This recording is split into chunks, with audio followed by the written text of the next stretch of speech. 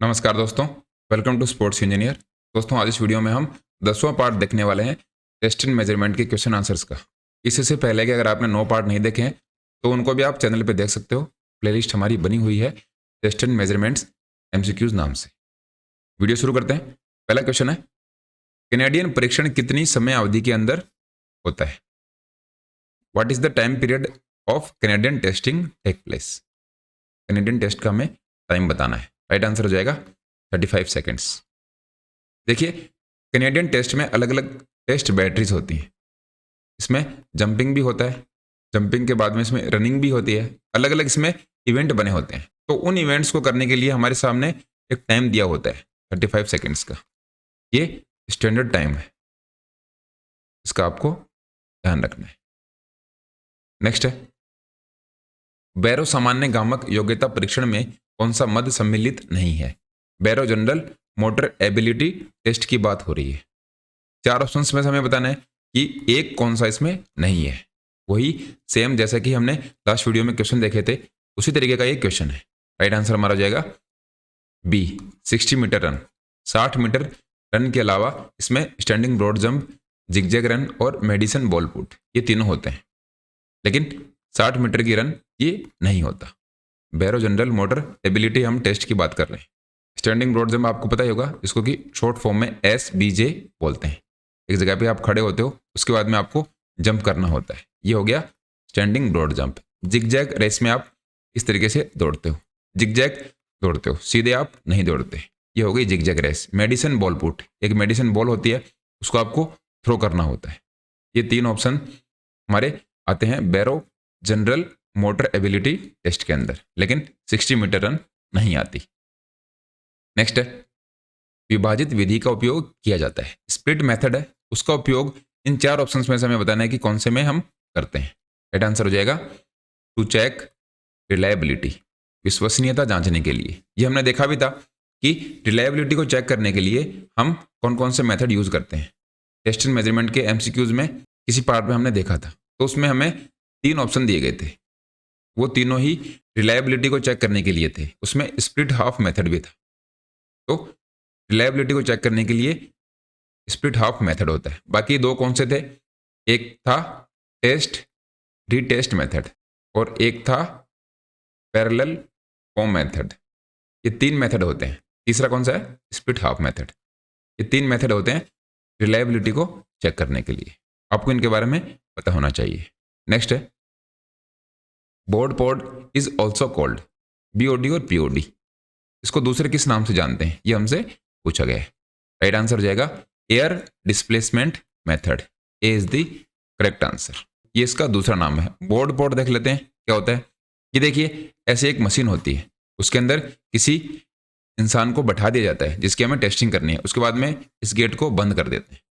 तो इसमें क्या होता है, मेनली वाटर के अंदर, पानी के अंदर वेट किया जाता है, वजन उसमें लिया जाता है। यही बोर्ड पॉड मेथड होता है। एयर डिस्प्लेसमेंट मेथड इसीलिए बोलते हैं इसको कि किसी पर्सन ने कितनी एयर को डिस्प्लेस किया है, कितनी एयर को उस जगह से हटाया है, इससे उसकी फैट परसेंटेज आ जाती है। यही हम बोर्ड पॉड मेथड में देखते हैं, जिसको कि एयर डिस्प्लेसमेंट मेथड बोला जाता है। ये देखिए, BOD POD एक वायु विस्थापन प्लेथिस्मोग्राफ ADP है, जो शरीर की संरचना वसा बनाम दुबला, ये बॉडी की कंपोजिशन फैट वर्सेस लीन, ये हम देखते हैं बोर्ड पॉड के अंदर। और इसको हमने देख भी लिया था कि BOD POD शरीर के वजन को एक बहुत ही सटीक पैमाने का उपयोग करके और BOD POD के अंदर बैठकर मात्रा को मापता है। हमारी बॉडी में फैट कितना है और लीन बॉडी मास कितना है, उन दोनों का डिफरेंस को मापता है ये BOD और POD मेथड। इसका आपको ध्यान रखना है। BOD POD को एयर डिस्प्लेसमेंट मेथड भी बोलते हैं। नेक्स्ट है, बैरी L जॉनसन तथा जैक K नेल्सन ने निम्नलिखित में से कौन सी पुस्तक लिखी है? बहुत ही फेमस पुस्तक है ये RPSC में पूछा गया क्वेश्चन है। एक बुक के बारे में हमसे पूछा गया है जो कि टेस्ट एंड मेजरमेंट की है फिजिकल एजुकेशन के अंदर। इन दोनों राइटर्स ने कौन सी बुक को लिखा था, वो हमसे पूछा है। राइट आंसर हो जाएगा practical measurements for evolution in physical education, शारीरिक शिक्षा में मापन का प्रयोगात्मक अभिगमन। ये हमारा राइट आंसर हो जाएगा। बैरी एल जॉनसन और जेके नेल्सन, इन दोनों ने इस बुक को लिखा है। ये काफ़ी इंपॉर्टेंट क्वेश्चन है, एग्जाम में इसको पूछा जा चुका है, इसलिए आपको ये ध्यान रखना है। नेक्स्ट है, दो लिस्ट हमें दी गई हैं, इन दोनों लिस्ट को हमें मिलाना है। फिजिकल एबिलिटी, इवेल्यूशन, टेस्टिंग और मेजरमेंट, ये क्या होते हैं, ये हमसे पूछा गया है। ऑप्शंस आपके सामने हैं, वीडियो पॉज करके इसका आंसर आप दे सकते हो। राइट आंसर आपको बताते हैं, 20 में हमारा करेक्ट आंसर हो जाएगा। सबसे पहले बात करते हैं शारीरिक क्षमता या फिर फिजिकल एबिलिटी। वो क्या होती है? यह बिना थके रोजाना के कार्य करने की योग्यता है। फिजिकल एबिलिटी क्या होती है कि perform daily task without getting tired, उसी को ही फिजिकल एबिलिटी बोलते हैं नॉर्मल लैंग्वेज में, जिससे कि आप उसको समझ जाओ। उसके बाद में मूल्यांकन। इवेल्यूएशन क्या होता है? इवेल्यूएशन का मतलब होता है the process of pricing the collected data is. मूल्यांकन में क्या होता है? जो हमने आंकड़े इकट्ठे किए हैं उनको निर्धारण करना होता है, उनको हमें देखना होता है कि वो सही है या गलत है। इसके बाद में नेक्स्ट है परीक्षण। टेस्टिंग क्या होती है? यह सूचनाएं प्राप्त करने के लिए एक यंत्र है, एक डिवाइस है जिससे हम इंफॉर्मेशन को रिसीव करते हैं।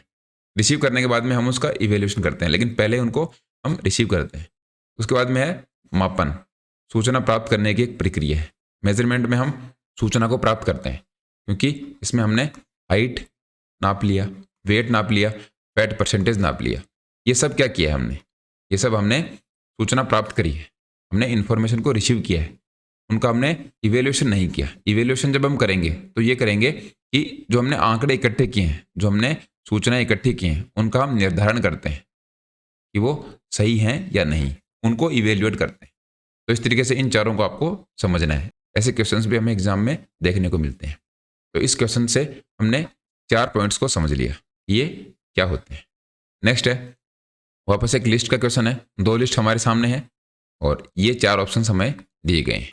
इनमें हमें बताना है कि गति, ताकत, सहन क्षमता और फुर्ती, ये इन चारों में से कौन से किस तरीके से संबंधित हैं। ऑप्शन आपके सामने है। राइट आंसर इसमें हो जाएगा हमारा डी, 4 3 2 1। सबसे पहले स्पीड या फिर गति, उसको हम मेजर कर लेते हैं 50 मीटर रन से।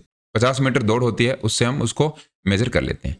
ताकत को हम करते हैं डायनोमीटर, इसको हमने बहुत बार देख लिया। स्ट्रेंथ को डायनमोमीटर से हम मेजर कर सकते हैं। सहन क्षमता की बात करते हैं, वो हम 12 मिनट की वॉक से करते हैं। और उसके बाद में है एजिलिटी, फुर्ती को हम शटल रन से मेजर करते हैं। ये इस तरीके से आप इसको समझ सकते हो। Endurance 12 minute walk and run, और एजिलिटी है शटल रन से। इन चारों को पहले भी हमने देखा है, लेकिन ऐसे क्वेश्चन जब हमारे सामने आते हैं तो हम अच्छे तरीके से जब उनको आंसर करना हो तो जो ऑप्शंस आपके सामने दे रखे हैं उनमें से किन्हीं 2 को आप पकड़ लीजिए। अगर आप 2 को पकड़ लेते हो तो ऑप्शन से फिर उनको आप एलिमिनेट कर सकते हो। यही सबसे अच्छा तरीका है, जो ये 2 सूची वाले क्वेश्चन होते हैं उनको करने का। नेक्स्ट है, एक बार फिर 2 लिस्ट हमें दी गई हैं, इनमें से हमें इन चारों को आपस में मिलाना है। वो किस तरीके से मिलेंगे, वीडियो पॉज करके आप इसका आंसर दे सकते हो। ऑप्शंस आपके सामने दिए हुए हैं। राइट आंसर मैं आपको बता रहा हूँ, इसमें ए हमारा करेक्ट आंसर हो जाएगा। सबसे पहले है स्टेडियोमीटर। स्टेडियोमीटर से हम क्या नापते हैं, ये हमने देखा था। इससे हम ऊंचाई मापते हैं, हाइट को मेजर करते हैं हम स्टेडियोमीटर से। इसके बाद में स्किन फोल्ड कैलिपर, इसको हमने बहुत बार देख चुके। बॉडी फैट को या फिर बॉडी की जो परसेंटेज है फैट के टिश्यूज की, उसको हम स्किन फोल्ड कैलिपर से नापते हैं। नेक्स्ट है इलेक्ट्रोकार्डियोग्राम, ये होता है हृदय चक्कर को नापने के लिए।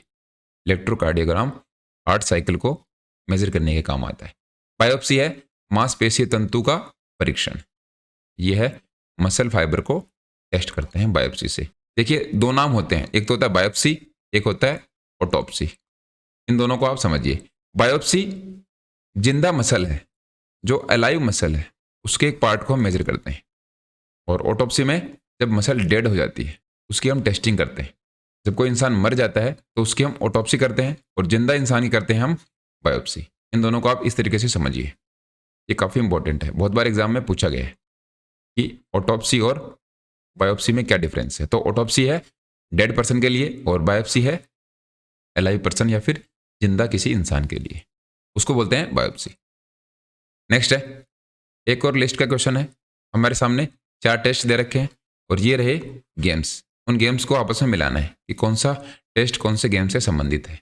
ऑप्शंस आपके सामने हैं, राइट आंसर आपको बताना है। वीडियो पॉज कर सकते हो और इसका करेक्ट आंसर है बी 4312। 43 का मतलब है वॉलीबॉल का है Russell Lange test. Russell Lange test volleyball से संबंधित है। बास्केटबॉल नॉक्स टेस्ट, और फिर टेनिस टेस्ट है ब्रायर मिलर, और फुटबॉल का है मैकडोनल्ड टेस्ट। इस तरीके से आप इनको समझिए। बास्केटबॉल नॉक्स, टेनिस है ब्रायर मिलर, और फुटबॉल से है मैकडोनल्ड टेस्ट। एक क्वेश्चन में हमने 4 क्वेश्चंस को कवर किया है। ये आपका रिवीजन भी हो सकता है अगर आपको इनके बारे में पता हो तो, इसलिए ये रिवाइज करने का सबसे बेस्ट तरीका है इन लिस्ट वाले क्वेश्चंस को जब हम पढ़ते हैं। नेक्स्ट है शरीर संगठन को निर्धारित करने के सही क्रम को पहचानिए। बॉडी कंपोजिशन को पहचानने के लिए करेक्ट सीक्वेंस हमसे पूछा गया है कि वो कौन सा होना चाहिए। ऑप्शंस आपके सामने हैं, राइट आंसर हो जाएगा ए 1 2 3 5 4। देखिए बॉडी कंपोजिशन को मेजर करने के लिए सबसे पहले हम शरीर का वजन मापेंगे, ये हमारे बॉडी का वेट कितना है। बॉडी कंपोजिशन में हम फैट परसेंटेज कितना है हमारी बॉडी में, वो सब मेजर करते हैं, लेकिन उसको मेजर करने का एक सीक्वेंस होता है। धीरे धीरे हम उसमें फैट परसेंटेज को भी निकाल लेते हैं। हमारी लीन बॉडी मास कितना है उसको भी हम निकालेंगे। हमारी बॉडी में कौन सी अमाउंट में कौन सी चीज़ है वो हम देखेंगे बॉडी कंपोजिशन के अंदर। इसलिए सबसे पहले बॉडी वेट का हम मेजरमेंट कर लेंगे। उसके बाद में करेंगे पानी के अंदर वजन, वेइंग अंडर वाटर। पानी के अंदर हम वजन को नापेंगे कि पानी में हम कितने वाटर को हम डिस्प्लेस करते हैं, ये हम नापेंगे पानी के अंदर। इसके बाद नेक्स्ट है शरीर घनत्व, बॉडी की हम डेंसिटी देखेंगे कि हमारी बॉडी की डेंसिटी कितनी है, हमारी बॉडी का घनत्व कितना है। उसके बाद में त्वचा की मोटाई हम मापेंगे चौथे नंबर पर, स्किन की थिकनेस जो कि हम वर्नियर कैलिपर से करते हैं। और लास्ट में हम नापेंगे फैट परसेंटेज, वसा की प्रतिशत। ये पांचों जब हम सीक्वेंस में मेजर करेंगे तो हमें बॉडी की कंपोजिशन मिल जाएगी। ये एक करेक्ट सीक्वेंस होता है बॉडी की कंपोजिशन को नापने का, इसका आपको ध्यान रखना है। नेक्स्ट है निम्न में से कौन सा वॉलीबॉल का टेस्ट नहीं है। 4 ऑप्शन हमारे सामने है। वॉलीबॉल का टेस्ट इसमें कौन सा नहीं है ये हमें बताना है। अगर आपने वॉलीबॉल के सभी टेस्ट देखे होंगे तो इसका आंसर आप आसानी से दे सकते हो, लेकिन थोड़ा सा अगर आपको कंफ्यूजन लगेगा एक क्वेश्चन तो निश्चित रूप से आप इसको गलत करोगे। राइट आंसर देखिए इसका क्या है, ए इसका करेक्ट आंसर है मिलर वॉल वॉली टेस्ट। देखिए वॉली से आप कंफ्यूज हो सकते हो अगर आपने इसको नहीं देखा, क्योंकि वॉलीबॉल में भी ये वर्ड आता है वॉली, लेकिन वॉली किससे संबंधित है, ये बैडमिंटन का टेस्ट है, ये वॉलीबॉल का टेस्ट नहीं है। बाकी तीनों ब्रैडी वॉलीबॉल, रसल लेंज और फ्रेंच कूपर वॉलीबॉल टेस्ट, ये तीनों ही वॉलीबॉल के हैं, लेकिन Miller wall volley test badminton से संबंधित है, ये वॉलीबॉल से संबंधित नहीं है। इसलिए आपको इसमें कंफ्यूज नहीं होना है। नेक्स्ट है रस्साकसी में एक्स तथा वाई एक दूसरे को खींच रहे हैं। पूरी शक्ति लगा देने के बावजूद भी वाई को एक्स द्वारा खींच लिया जाता है। वाई द्वारा किया गया कार्य है। देखिए एक रस्साकसी की कंपटीशन चल रही है जिसको कि हम इंग्लिश में बोलते हैं टग ऑफ वॉर, ये चल रहा है। यहाँ पे एक्स है और यहाँ पे वाई है, ये एक्स है और ये वाई, ये दोनों एक दूसरे को खींच रहे हैं, लेकिन एक्स ने क्या किया, वाई को अपनी तरफ खींच लिया। वाई अब इस साइड आ गया, तो अभी कंडीशन हो गई ये वाई है और ये एक्स है, क्योंकि एक्स ने वाई को अपनी तरफ खींच लिया है। तो इसमें हमसे पूछा गया कि वाई द्वारा किया गया कार्य क्या है। बहुत ही सिंपल सा क्वेश्चन है, work done by Y. Y ने इसमें क्या काम किया है, राइट आंसर हो जाएगा नेगेटिव वर्क, ऋणात्मक कार्य किया है वाई ने। पॉजिटिव किसने किया है, एक्स ने किया है। अगर हमसे एक्स का पूछते तो पॉजिटिव वर्क हो जाता, क्योंकि एक दूसरे को खींचना था, तो एक दूसरे को खींचने में पॉजिटिव वर्क है, पॉजिटिव काम किया एक्स ने, लेकिन वाई उसको नहीं खींच पाया, इसलिए वाई का काम हो गया नेगेटिव और एक्स का काम है पॉजिटिव। यही हमसे पूछा गया था, वाई का काम क्या है, नेगेटिव वर्क। इस तरीके से आप इसको ड्रॉ करके आसानी से समझ सकते हो। एग्जाम में अगर क्वेश्चन है तो ऐसे क्वेश्चन से एक्स वाई देख के घबराना नहीं है, आपको उस क्वेश्चन को अच्छे तरीके से समझ के उसका आंसर करना है। नेक्स्ट है लक्ष्य अत्यंत प्रभावी होता है जब, टारगेट देखिए सबसे इफेक्टिव कब होता है। 4 ऑप्शन हमारे सामने है, राइट आंसर हो जाएगा इसका सी, स्वयं के लक्ष्यों को प्राप्त योग्य और यथार्थवादी मानते हैं। देखिए कोई भी हमारा टारगेट होता है वो हमें इफेक्टिव तभी लगेगा, प्रभावी तभी लगेगा जब हमें लगे कि उसको हम अचीव कर सकते हैं और वो रियल हो। मान लो हम कंपटीशन की तैयारी करते हैं, हम कंपटीशन एग्जाम के लिए पढ़ते हैं, तैयारी करते हैं, बहुत मेहनत करते हैं, लेकिन हमें यही नहीं लगता कि हम उसको अचीव कर पाएंगे या नहीं, तो ये बात मान के चलो आप कभी भी सक्सेस नहीं हो पाओगे, आप नौकरी नहीं लग पाओगे। अगर आपको ये नहीं लगता कि मैं उसको अचीव कर पाऊंगा या नहीं, आपको रियल नहीं लगता, आपके लिए एक ड्रीम ही है, आपके लिए वो एक सपना है। सपना देखिए दो तरीके का होता है। एक तो ऐसा सपना है जो आप देखते रहते हो लेकिन उसके लिए आप मेहनत नहीं करते, और दूसरा सपना है कि आप सपना देख रहे हो लेकिन उसके लिए आप मेहनत करते हो। मेहनत करने का मतलब है आप उसको रियल समझते हो कि ये सपना साकार हो सकता है, वो सपना सच हो सकता है। ये दोनों अगर होंगे तो आप उस गोल को अचीव कर पाओगे। ये दोनों अगर आपके अंदर नहीं है तो आप आज से ही पढ़ाई छोड़ सकते हो, आप सक्सेसफुल नहीं हो पाओगे। जितना मर्जी आप पढ़ लो, जब तक आप अपने अंदर ये कॉन्फिडेंस नहीं लेके आओगे कि मुझे उस गोल को अचीव करना है। मान लो अभी थोड़े टाइम बाद में केवी की वैकेंसी आने वाली है, तो केवीएस की जो वैकेंसीज हैं उसके लिए आप अपने आप को योग्य नहीं मानते और आप बहुत ज़्यादा मेहनत करते जा रहे हो, तो आपका कॉन्फिडेंस लो रहेगा, और लो कॉन्फिडेंस में आपको ये नौकरी बिल्कुल भी नहीं मिलेगी, भले ही आपने 18 या 20 घंटे पढ़ाई करी हो और केवीएस में वैकेंसी करना आपका सपना हो, और दिन रात आप वही सपना देखते रहते हो लेकिन उसके लिए आप मेहनत नहीं करते। इसका मतलब है आपको वो सपना सच नहीं लगता। आप यही सोचते हो कि ये तो सपना है, ये रियल में नहीं हो सकता, तो ये नौकरी भी आपको नहीं मिलेगी। तो जो भी आप गोल हो उसको अचीव करने के लिए आप मेहनत करते हो और आपको लगता है कि मैं उसके योग्य हूँ और वो सच हो सकता है, उसके बाद आप सक्सेस हो जाओगे। उसके बाद आपको दुनिया की कोई ताकत नहीं रोक सकती। यही हमसे पूछा गया था कि लक्ष्य अत्यंत प्रभावी कब होता है। Target is most effective when, वो तब होता है जब आप उसको प्राप्त करने योग्य अपने आप को मानते हो और यथार्थवादी हो, वो रियलिस्टिक हो। आई होप आप इसको अच्छे तरीके से समझे होंगे।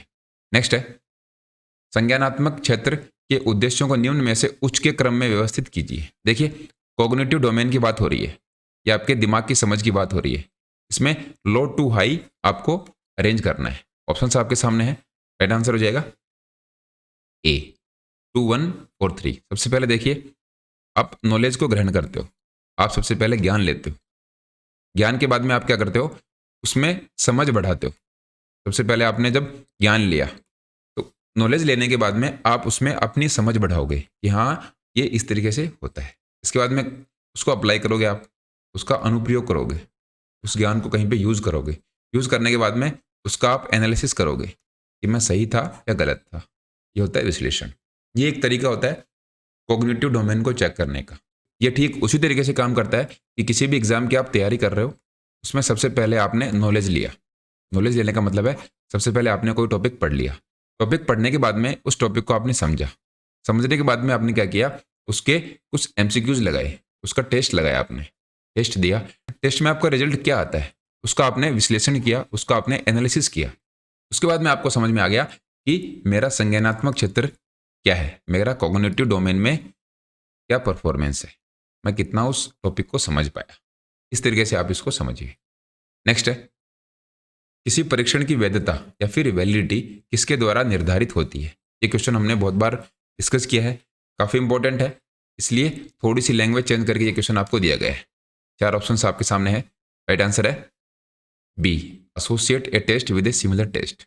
बी इसमें हमारा करेक्ट आंसर हो जाएगा। परीक्षण को उसी से मिलते जुलते परीक्षण से संबद्ध करना, ये उसकी वैलिडिटी होती है। किसी भी टेस्ट की, ये किसी भी परीक्षण की ये वैधता होती है उसको निर्धारित करने की। वैलिड का मतलब आपने समझा होगा, कोई भी टेस्ट जब हम कर रहे हैं वो वैलिड है या नहीं, जिसके लिए उसकी टेस्टिंग करी जा रही है, वो हमारा एक वैध टेस्ट होता है। इसलिए परीक्षण को उसी से मिलते जुलते परीक्षण से संबंधित करना।